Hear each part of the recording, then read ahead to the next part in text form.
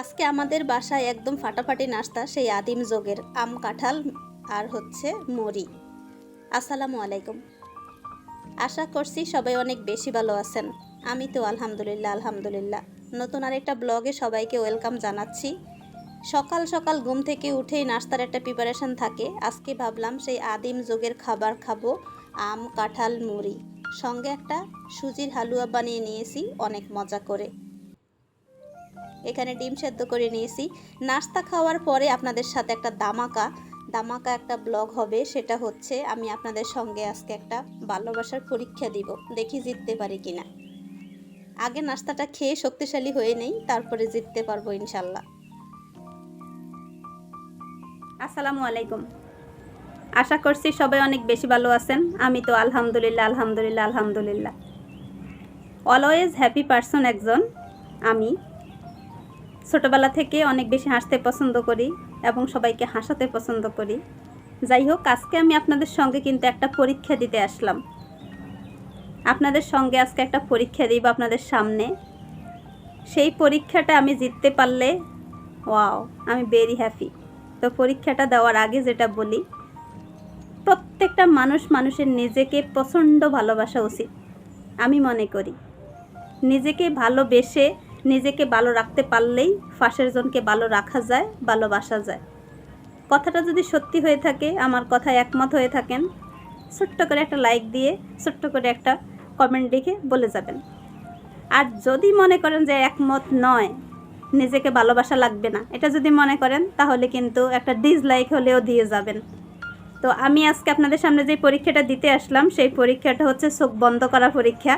আমি আমার নিজেকে কতখানি ভালোবাসি, কত পার্সেন্ট ভালোবাসি, আর সেই কত পার্সেন্ট ভালোবাসা দেখি আমি, প্রমাণ হয়ে যাক।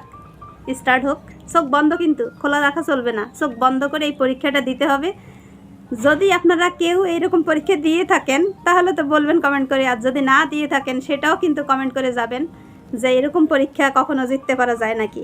আমি কিন্তু আজকে জিতেই ছাড়বো ইনশাল্লাহ। চোখ বন্ধ, স্টার্ট। চোখ বন্ধ করলাম।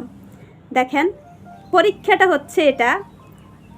যদি আমি চোখ বন্ধ করে ঠিক এইভাবেই আঙ্গুলের মাথায় এসে এইভাবে লাগাতে পারি, তাহলে আমার নিজেকে 100% ভালোবাসা হয়। আর যদি না লাগাতে পারি, এই পাশে ওই পাশে যায়, তাহলে বুঝতে পারবেন কত পার্সেন্ট হলো। রাইট? চলেন দেখি। চোখ বন্ধ কিন্তু। ওকে, স্টার্ট।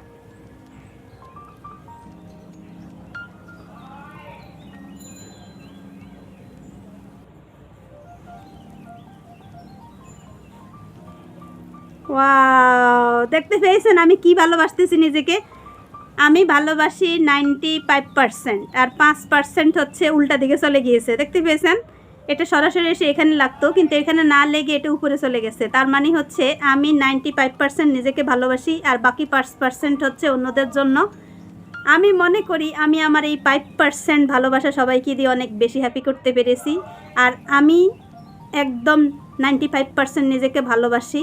তো নিজেকে ভালোবাসা এটা জরুরি।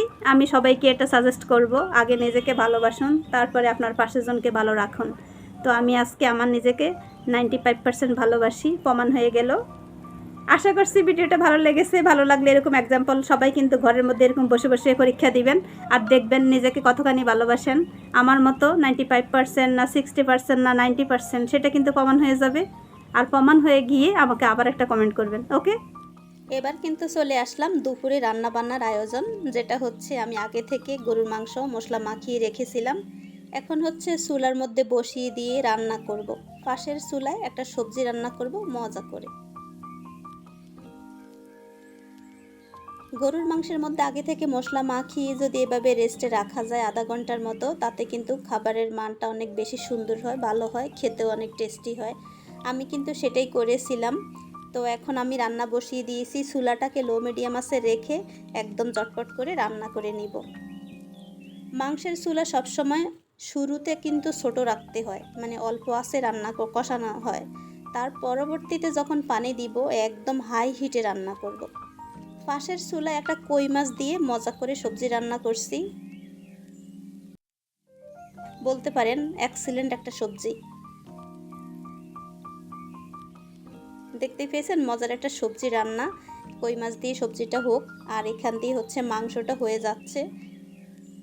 দুপুরের খাবারটাও কিন্তু ফাটাফাটি হবে।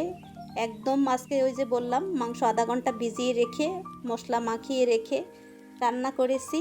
ওয়াও, একদম সেই লেভেলের একটা গরুর মাংস রান্না হয়েছে। আমি কোনো সবজি আলু কিছু দেইনি, জাস্ট ভুনা করেছি, হালকা হালকা একটু মাখা মাখা ঝোল রেখেছি।